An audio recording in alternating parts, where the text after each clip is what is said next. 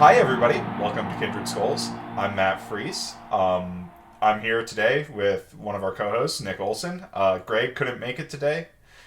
He is out, recovering after the Packers lost kind of the end of the season, but he'll be back ready with some hot stuff next week. So I'm sure it'll be a lot of fun. Oh yeah. There's going to be a lot I think that's going to be different about this Vikings team in T minus, I don't know, a few days. But in the meantime, we've got an unfortunate Packers game to talk about.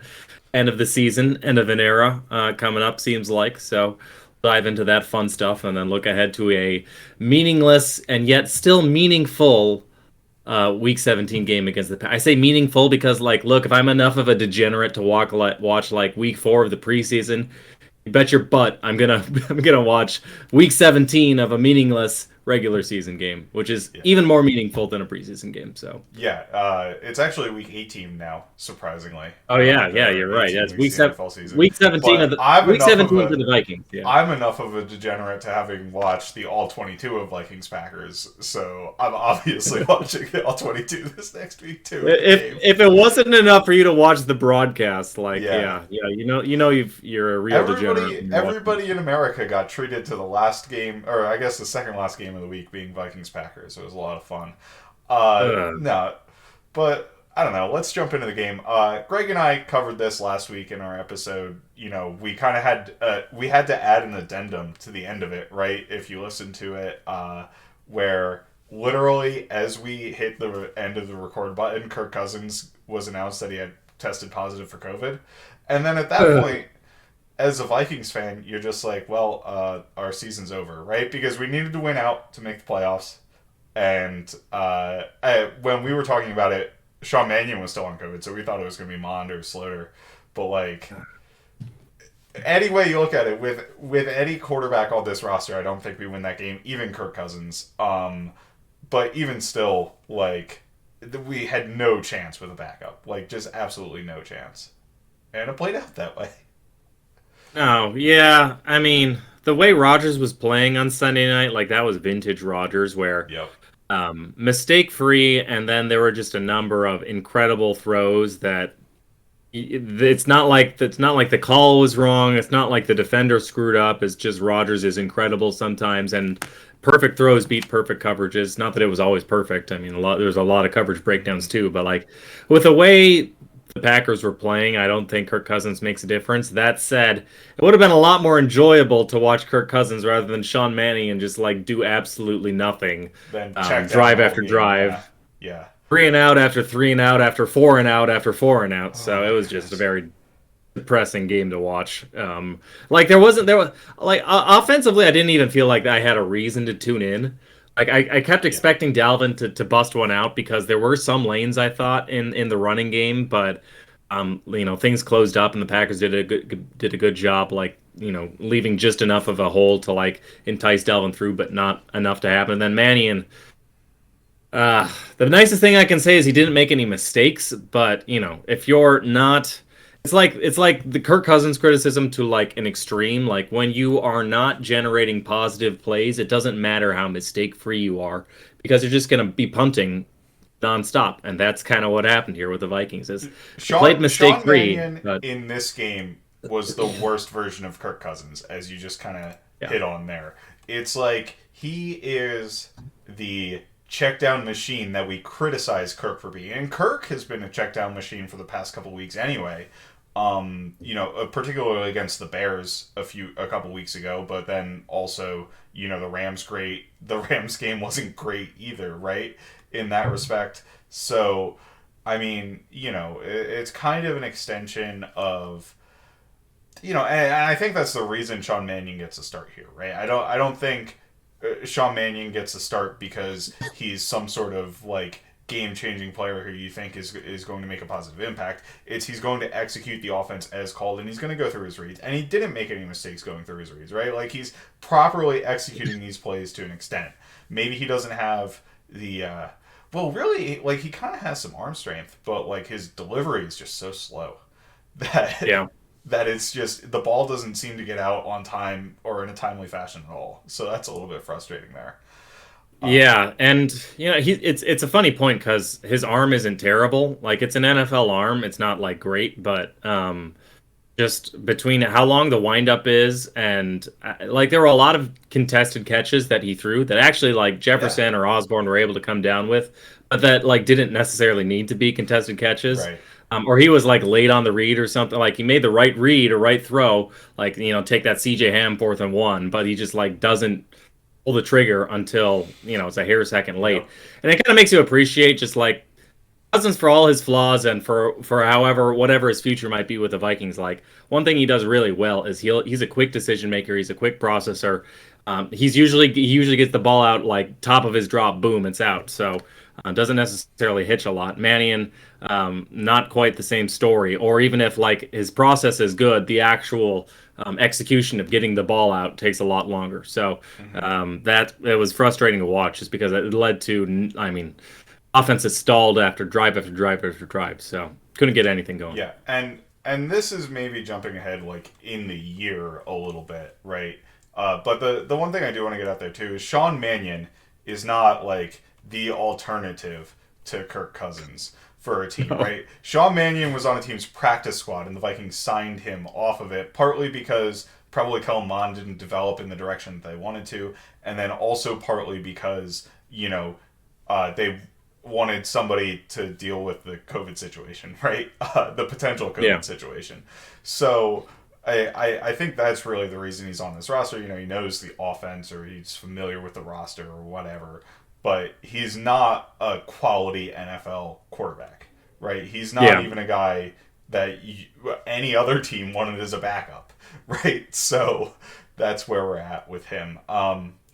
It is what it is. Let's flip over to the defensive side of the ball. I thought, they did okay initially. Obviously, playing without, I guess, well, Breland got cut, but Dantzler got hurt during the week of practice, and we had to put Chris Boyd in. That was a really big problem in the first half, and then we started shadowing Devontae Adams in the second half, and the Packers stopped caring because they're up by a ton.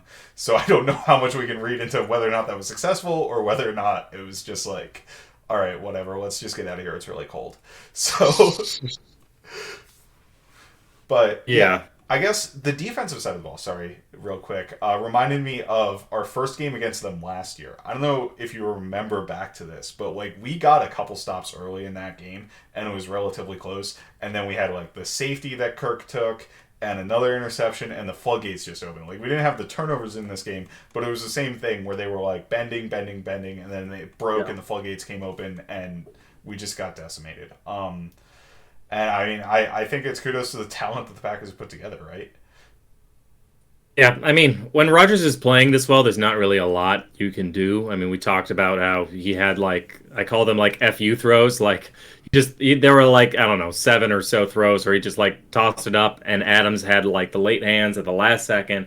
Mackenzie Alexander feels like he was baptized a couple times early, and it's just like there's nothing you can do about that. So when that's happening, and then when Zimmer's like dedicating safeties on the back end to take them out of the fit, and they're doing these sort of stretch run plays, and LaFleur does a great job designing these run plays where there's a lot of space.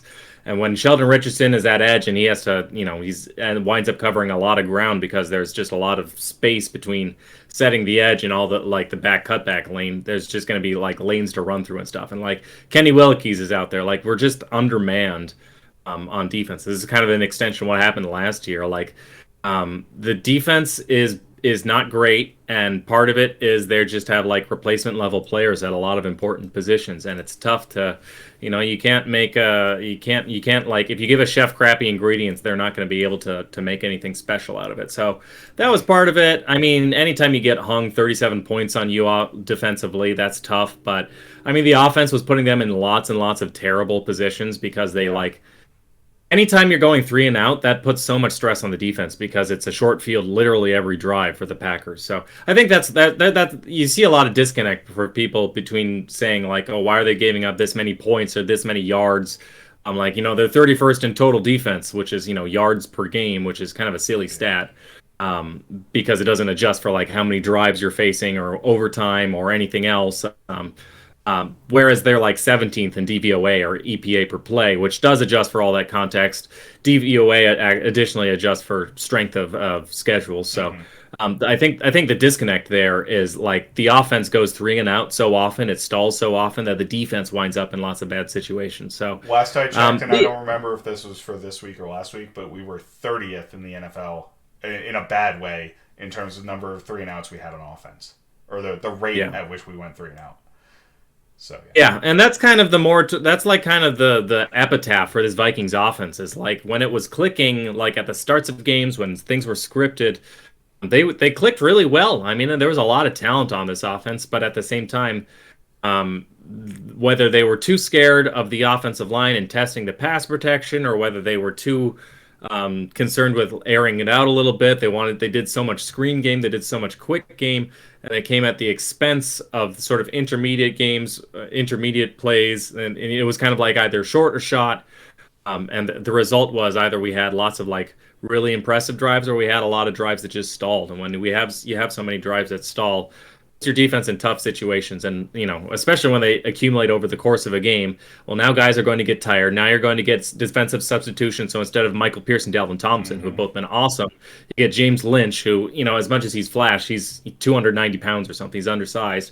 Or Armon Watts, who's like an incredible pass rusher, but is a liability in run defense. So you get those guys swapping out. You sub out DJ Wanham, who's a replacement level guy for the guy called up off the practice squad or whatever, a below replacement level guy. So, and then you just have guys, like in the Ravens game where they're playing 100 snaps. Like at a certain point, that's too much stress to put on your defense. So, it's a team game, and when the offense is failing like that, it hurts the defense as well. So I think that's why some of the disconnect is.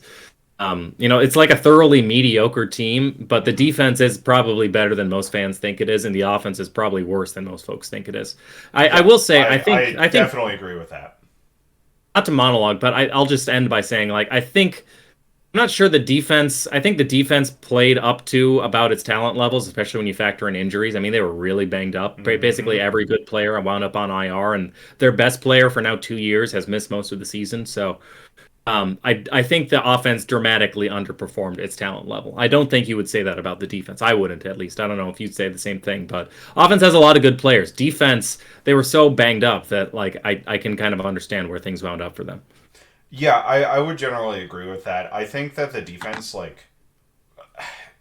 it's really difficult, right? Because Yeah. I think there's a couple things you have to take into context. I think particularly the secondary, most of them have played up to their talent level, I think, this year. And I don't think that, like, Mackenzie Alexander, I think now has, like, a really bad PFF grade, and he's played worse as of late.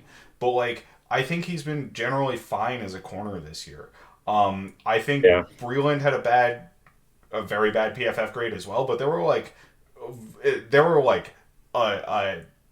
a bunch of games early in the season. We covered this early in the season where he was bad generally, but like there were good moments too. Cameron Dantzler has actually played pretty well since he took over that starting role.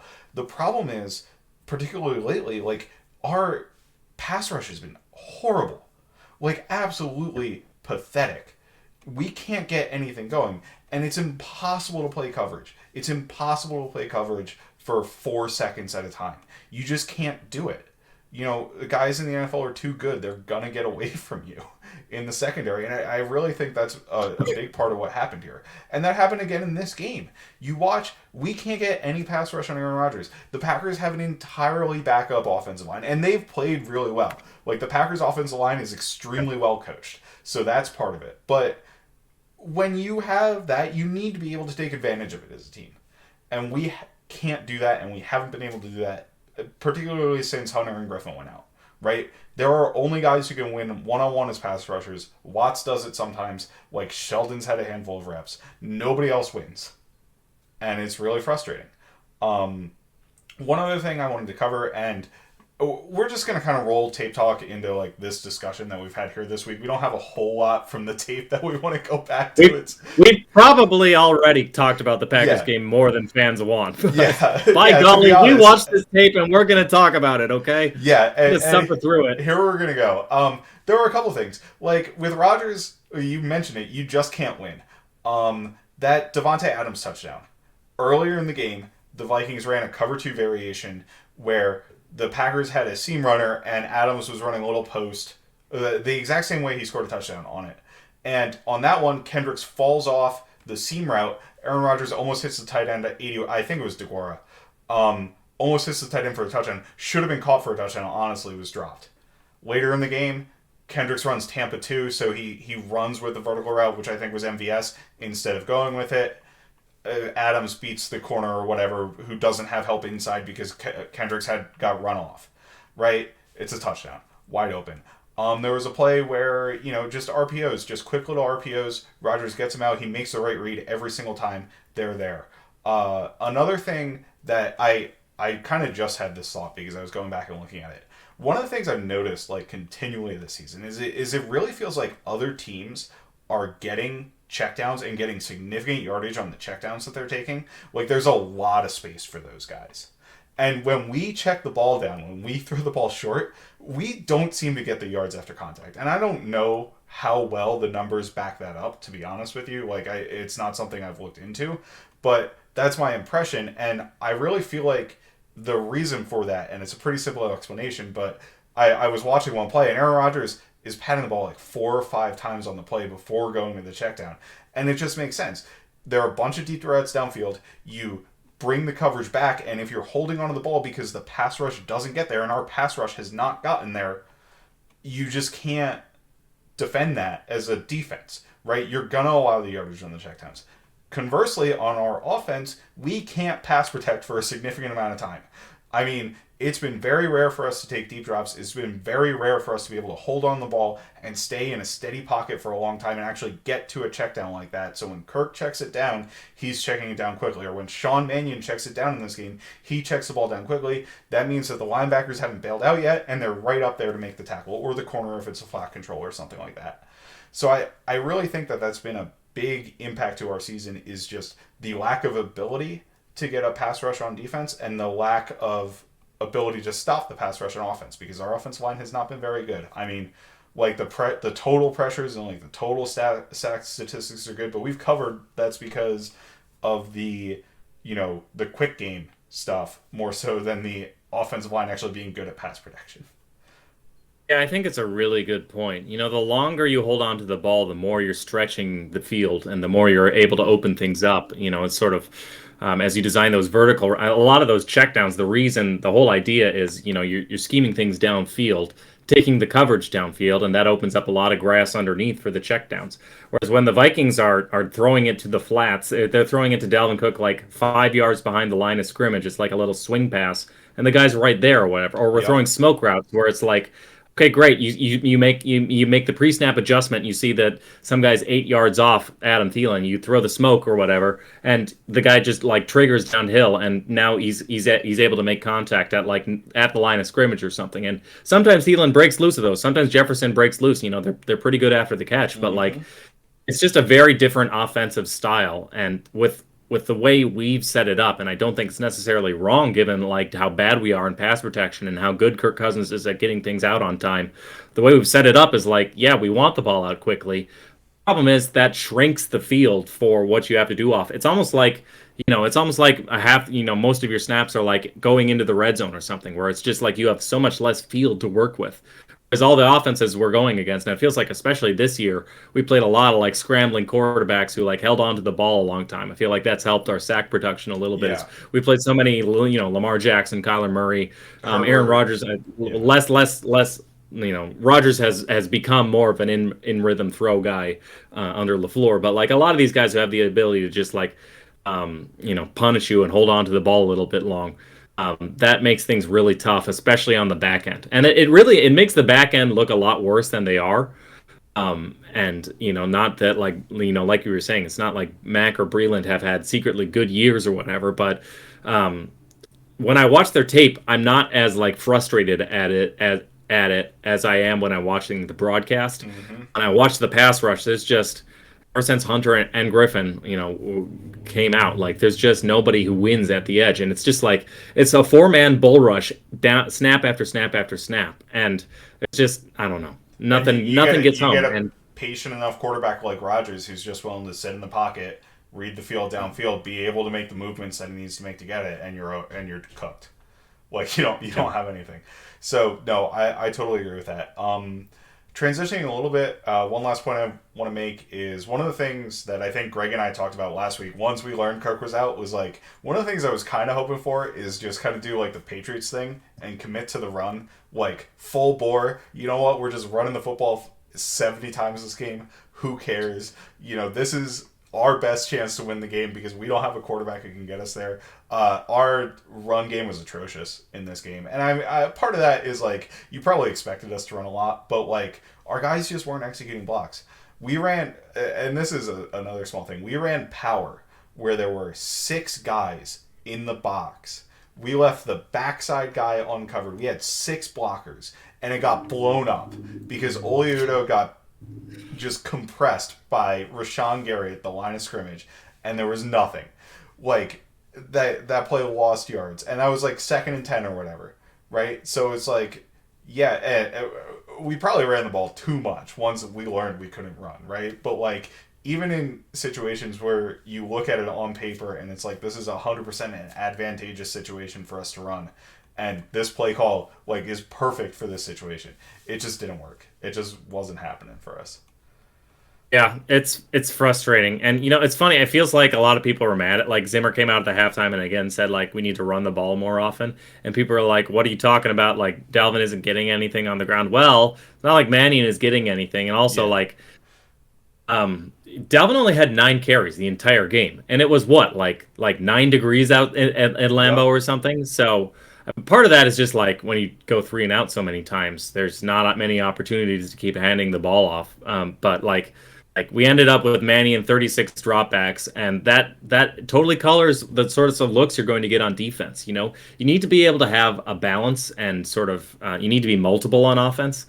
And teams know that you're going to be dropping back and passing. It limits what you can do because it means like now Rashawn Gary can just pin his ears back and bull rush your guy into the quarterback's lap, and now you can't like necessarily call play action, and now you can't like throw things, or if you do, it's not going to be as effective. Linebackers aren't going to sort of step down, read run necessarily immediately. So it's just it alters the entire gravity of the defense and the play calling, and it also puts a lot of pressure on your pass protection. So.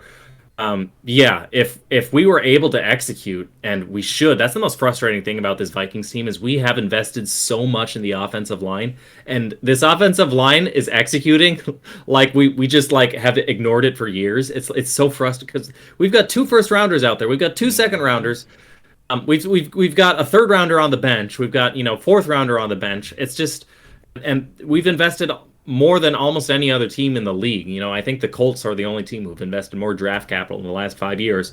Colts offensive line obviously looking really good. That's what this Vikings should do, that they should look like. But instead, we're just like holding on for dear life week after week after week, scheming around their limitations, and it's Yeah. just so And frustrating. and this is more of like a big picture thing, so I don't want to like delve too deep into it. But I think there are 2 reasons for that, right? I think one is probably a little bit of talent evaluation issue, right? Where like our front office has not done a good job identifying offensive linemen in the draft, and maybe we should have gone for them through free agency instead. The second one I think is a coaching issue where the coaches are the people who define the prototypes of what the front office is looking for, in the draft, right? Like Garrett Bradbury is very obviously a wide zone pick at center, and he's only picked because of the specific scheme that we were running. And maybe that's a problem, right? Maybe those people in charge of the running game should not have been doing it, should not have made those decisions at the time, right? And this is all easy to say in hindsight. Like I liked Garrett Bradbury a lot coming out, so Yeah. like I'm not immune to it, but it's just frustrating that the combination of how much we've put into it in terms of draft capital versus the returns of like actually it's still not great. Yeah. So I think we've mostly beaten the game today. The one last thing I wanted to hit on, because it's the biggest topic of conversation, right, is like, should we have played Kellen Mond in this game? Uh, I have sympathies actually. I know you don't. I do have some sympathies just because I feel like um Mannion was just a sitting duck, and Sure. I feel like you put Mannion out there when it's a game when you feel like a game manager can keep you in it. The thing is, I think Manning is not going to give you any plus plays, and this is a game where you needed plus plays. So at the very least, I feel like Mon's mobility and ability to chuck it downfield and not take forever to get the ball out could have possibly, I don't know. It's kind Yeah. of like darned if you do, darned if you don't, because like I mean, we saw Mond. He Yeah, was he played awful. He three was plays. awful in the preseason. So I don't know. I don't think there's Yeah. a right answer. I don't think they were wrong to put Manning out because I think Manning is probably the better quarterback. I just feel like they're both wrong answers because neither of them gave you any chance to win. Yeah, So no, I honestly really do fall on that side. I think from the coaching staff's perspective, from what we saw of Mond in this game, and if that matches with what they've seen all year, they obviously are like, if we have to play Mond, we have absolutely no chance. And from a coaching staff that needed to win this football game to save their jobs, literally, like needed to win this football game, needed to make the playoffs, probably needed to win games in the playoffs to save their jobs. Like Mannion's a better choice just because it's not going to be an absolute disaster, which, I mean, arguably it was. But he did throw a bunch of picks, and Kellerman got to play 3 snaps, tried to throw a pick on his 3rd snap in just honestly, you see double A gap looks every single day because you go against the master of them. Like, if you can't not try to throw a pick six in that situation, Kellerman, like, there's a reason you're not on the football field. I'm sorry. Uh, yeah, it is, and that's not like a death knell for Kalaman's career or whatever, right? He is a rookie, but like, and maybe you want him to get more live reps at this point, right? Which we'll get into probably in a minute. But it's just like obviously, very obviously, he is not giving you the high highs in that situation. He's going to skew way more towards the low lows. So I think that's the reason why. But let's just flip over to the Bears game. I don't really want to give like a preview of this game because Justin Fields, I think, is out with COVID. I don't know if he can technically come back, but it doesn't matter. These are like, so we kind of touched on it. There's a bunch of reporting out there. It sounds like Mike Zimmer's not going to be back. There's no like official confirmation, but everybody thinks Mike Zimmer's not going to be back, and I see no reason for that. I see no reason to dispute that, right? Like it seems pretty obvious. even Mike Zimmer is acting Yeah, like Mike Zimmer's not going to be yeah, back. Like you can tell in his press conferences that if he hasn't already been told, he's just sort of assuming yeah, it's going that way. So yeah. um, Which it it's sucks. It's going to be the end of an era. There was a lot of good in this era. The thing is, I don't know. This game's between two literally lame duck coaching staffs with no interesting quarterback starting. Right? Like we already know who Kirk Cousins and freaking Andy Dalton are. So, so there's not really a whole lot that's interesting. The Vikings are going to play their starters. That's noteworthy. Um, I think probably like myself, like you, I'm sure, like there's no reason to play the starters, so it'd be nice to get to see a bunch of young players that we like don't that we don't know anything about, i.e. Kellen Mond. But there's also no incentive for the coaching staff to like not play the starters, so they're gonna try to win the game. yeah.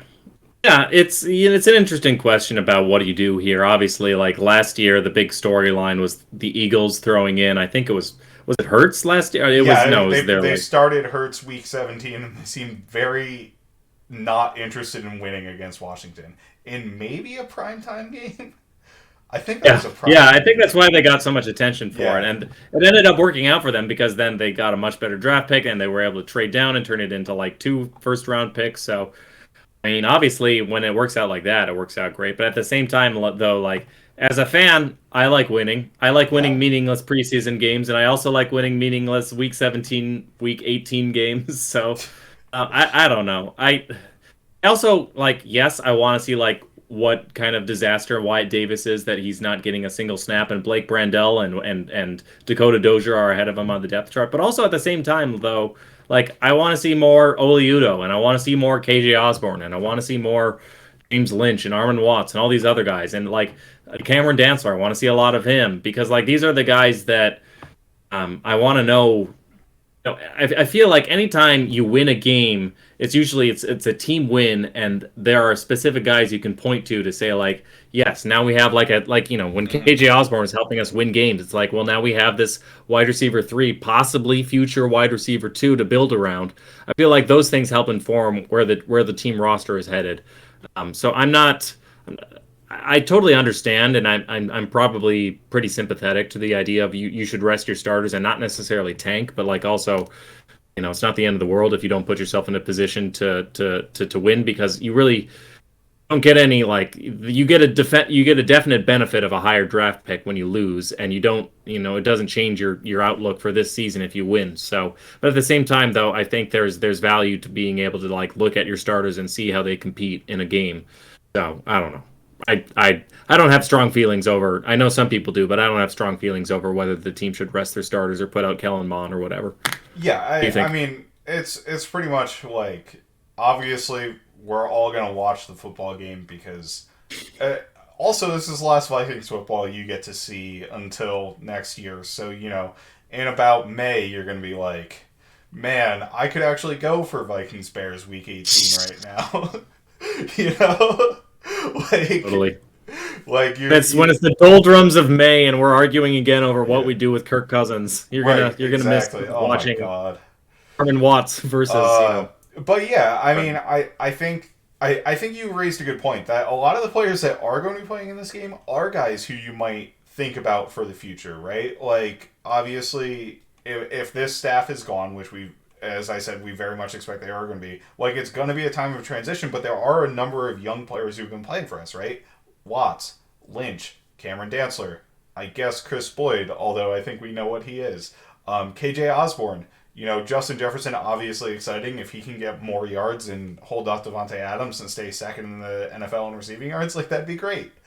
Uh, Cam Bynum, yeah, Kene Cam Nwangwu. Bynum. Cam Bynum's a good one, actually. I'd really like to see him get more play. And on the defensive side of the ball, there are a lot of guys, particularly on defense, who like are going to want to play in this game and going to want to play well in this game because they're becoming free agents at the end of this year. So they really can't afford to kind of give up or not be in the game. Like they can make themselves money by playing well in this football game, honestly. So I think there will be an incentive for guys to play, and hopefully it's a relatively competitive game. And like I don't know, it's not like the last Bears game where nobody did on anything on offense for the entire game, and it was just like stabbing your eyes out on national television again. So Yeah, that's the other thing is we've seen these two teams go at it before, so I don't know. yeah, You kind of know the matchup. Fans already know what we're going up against. What we're looking. I guess we don't exactly know who the quarterback will be, and Akeem Hicks is out, so thank goodness for Oliudo, whoever it's going to be at right guard, getting to survive that one. But otherwise, we kind of know what this team is, what they do well, what they don't, and I'm not sure how much fans are looking for us to like dive deep into yeah, this sort of schematic matchup, especially when it's just such a weird, funny, two dead men walking at coaches, and I don't know, just a weird yeah. matchup. Yeah, So exactly. I think we've done enough. I mean, I think we went way longer on the Packers game than I expected to, and we made it through the Bears game. So anything else before we start to get out of here, Nick? I think there's a lot to say about. I think there's a lot to be excited about where the team goes from here. I think it's going to be a very important and interesting offseason for the Vikings.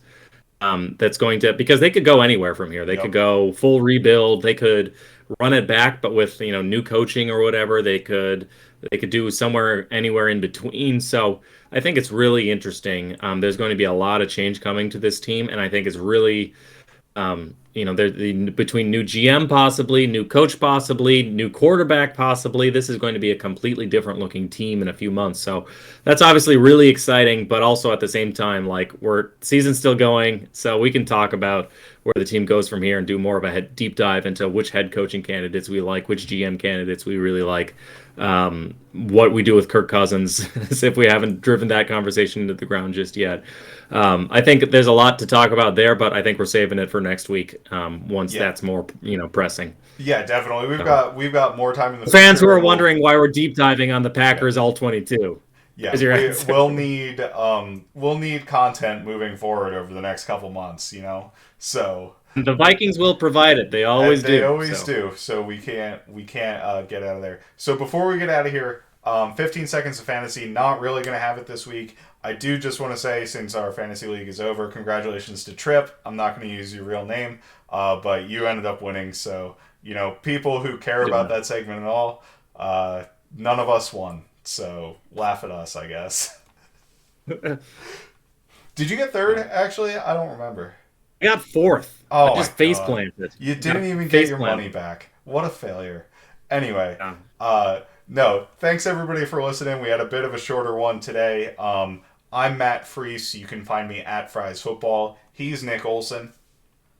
Nick Olson NFL on Twitter. We are Kindred Skulls. You can find us at Kindred Skulls on Twitter, or find us on YouTube searching Kindred Skulls. Be sure to like, subscribe, submit a 5-star iTunes review if you really like us.